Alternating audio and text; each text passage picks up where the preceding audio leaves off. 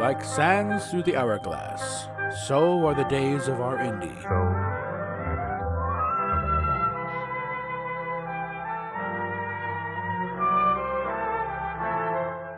This is Captain April, and these are the days of our Indy.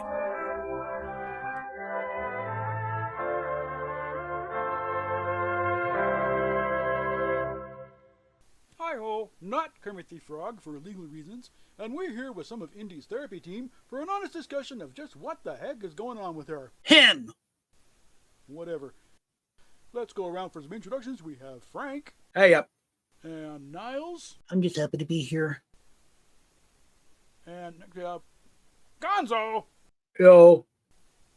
Oh, well, that's a surprising. I wouldn't want to expect it at all. Okay, and Harold. It's Harriet. Seriously? Ignore him. Disrespect my pronouns and gender identity again, and I'm going to identify the fucking problem. It's his time of the month. We know because he chose it specifically and make sure to let everyone know when he's on his period. You're not open, Frank. Bite me, sissy boy. Can we get back on track here? We're here to discuss Indy, why she's in therapy, and what's going on in her case. His case. Knock it off, Harold. Nobody cares. Please don't hurt me. I like my job. Relax. You're 6 blocks away. Have we started yet? We're trying to. Okay, just checking. So, what do we know about Indy's mental state and what she's been diagnosed with? Well, several years ago, Indy was diagnosed with borderline personality disorder, post-traumatic stress disorder, obsessive-compulsive disorder, and social anxiety, complex post-traumatic stress disorder, and seasonal anxiety, primarily a result of sexual trauma Indy suffered as a teenager. He's trans. So is that in addition to... He's trans! What are we curious about why? He's trans, you transphobic mother... Someone explain to me what just happened. What? I'm afraid. I'll handle this one, Nancy boy. Look, Frog. Current protocols demand that the second the patient utters the word trans, everything else goes right out the window, and we are then tasked with easing their way down the path of transitioning. So we're letting mental patients diagnose themselves? Well, when you say it like that, it makes it sound bad. Of course it sounds bad! They're the ones in therapy! You're supposed to be telling them what's wrong, not taking their word for it. You're the therapist, they're the patient. Why is this complicated? If we try and tell them they're not really trans, we could lose our jobs. I like my job. Yeah, Niles is right. Like in Indy's case, if any of us tried to tell her that, no, you're not trans, this is another instance of your BPD acting up. You're responding to the mindfuck from your jealous ex-boyfriend who couldn't handle the fact you do porn for a living. Harold and his fellow travelers will go thermonuclear and have us blacklisted and driven from the field. And I don't know about Niles and Gonzo, but I've got a couple of BMWs to pay off. I drive a Hyundai. Who cares? So at what point does actually treating Indy for her actual mental disorders come in? Probably when she decides she's not trans anymore, this whole gender ideology thing gets completely discredited, and we can get back to actually treating patients, which does look to be on the way, what with this Doctors Protecting Children group gaining ground. Till then, all we can do is just keep raking in those payments. As I say, a cured patient is a lost customer, and with the way Indy's slow walking this thing, let's just say she's earning enough frequent flyer miles to make a trip to Japan for lunch and be back in time for dinner. You know you're a leech. A well-paid one, my froggy friend, a very well-paid one. What about you, Niles? I like Indy. I feel like I need to stay in there to maybe keep her from getting hurt if I can't do that if I'm not part of the team. Yeah, we all like Indy, but I've got bills to pay, so I've got to stay on this gravy train as long as it holds out. And I think Gonzo is just one of those, so long as she's happy, what's the difference, guys? So as long as he can pay the dispensary on time, he's happy. So what's going to happen to Indy? That depends on how soon misogynistic, homophobic morons like Harold can be shown the door and we can get back to actually doing our jobs, helping patients deal with reality instead of encouraging them to hide from it. I may be a greedy asshole, but I do remember why I got into this field in the first fucking place, to help people like Indy get back to reality and be at peace with it. Not my fault it turned into a playground for pedos. Harold scares me. Harold scares everybody now. I can see that. He once made a barista at Starbucks cry because they didn't put enough sprinkles on his Frappuccino. I think they have to call the cops. I can see that too. In Indy's case, the current shit show boils down to her idiot ex-boyfriend did a colossal mindfuck on her because he was a jealous little shit and he couldn't handle her doing custom videos. Make a note, kids. If you're a jealous little shit, don't get involved with a porn star. Definitely. Yeah, kind of a no-brainer. Anyway, he bullies her into not doing any more customs because she actually loved the asshole. The money starts drying up, which gets Indy to start questioning everything. And considering our current environment and the laundry list of disorders Indy's already carrying around, leaving this for her to figure out on her own was a recipe for disaster. So that magic moment comes about.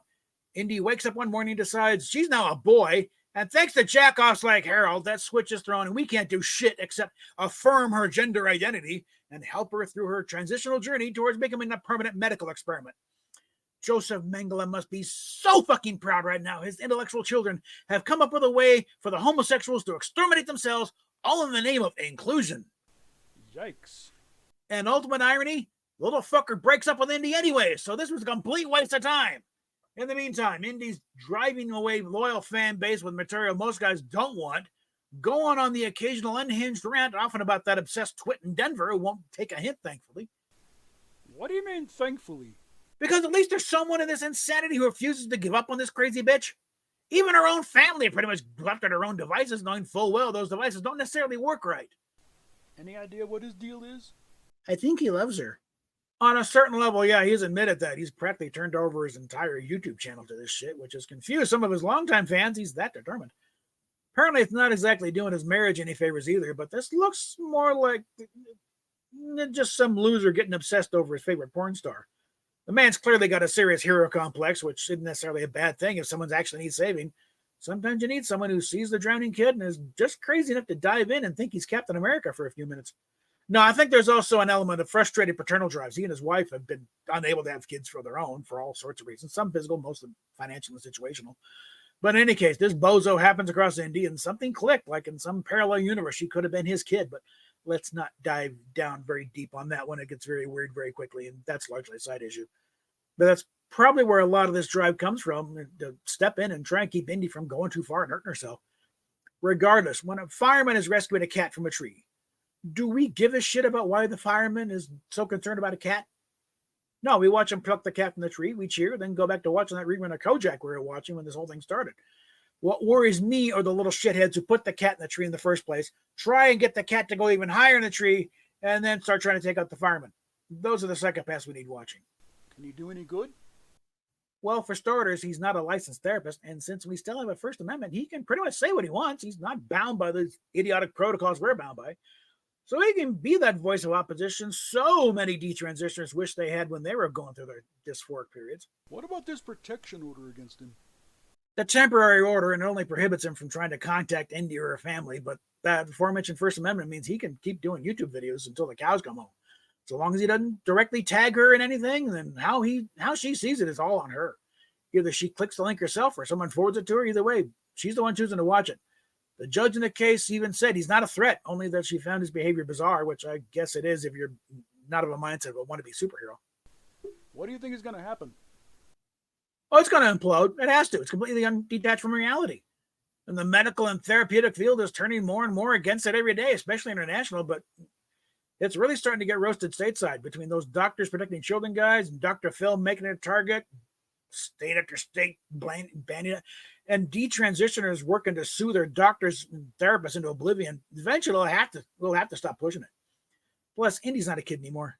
He's almost 30, and this is the kind of thing you see in teenagers and 20-somethings. It's like when these shits start asking themselves if they're getting too old to go to raves. If you're asking the question, yeah, you're too old. This trans thing takes a lot of energy and determination, and when you cross that 30-year-old threshold, this shit gets old very, very quickly. The energy and the drive to keep something like this going just isn't there after a while, especially as much as she's slow-walking this shit. Genuine transsexuals can't get the hormones and surgeries fast enough. They don't casually put this shit off for years, which tells me that for all the talk, she really doesn't want to do this shit, and therefore, she's really not trans. In essence, she's still the same fucked up 14-year-old rape victim who's still trying to make it all make sense. And because of idiots like Harold taking over the field, we're not allowed to help her like we're supposed to. So what's going to happen to Indy? Physically, hopefully nothing. Again, between the indicators that she really doesn't want to do this shit in the first place, to all the phobia she's got about doctors and needles and surgeries, there's a good chance she takes so long that she snaps out of this before she actually does something major. Psychologically, we can only hope she learns something from this experience and finally starts to actually heal. She's got enough celebrity that she could actually become a good advocate for shutting this entire shit show down. This really scares me.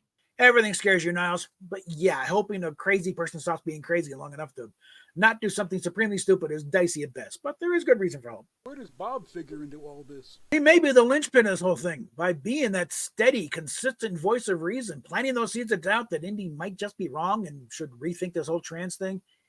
He may be providing Indy with what so many other girls in her situation didn't have, a lifeline back to reality. Most of the girls who go through this only get this affirmation bullshit driving them deeper into the delusion until they do something they can't walk back, like hormones or surgery, with that being the wake-up call, and by then it's too late. Bob knows this, and it's why he's going borderline fanatic on this. He sees it as trying to save Indy's life, or at least getting her to save herself. I think we'll wrap it there. Thanks to everyone for chipping in. Except Harold. Yeah, fuck that He-She, you weirdo. Yeah, well, stay tuned to this channel for further developments, and as the captain says, we'll talk at you later. A sound soul dwells within a sound mind and a sound body.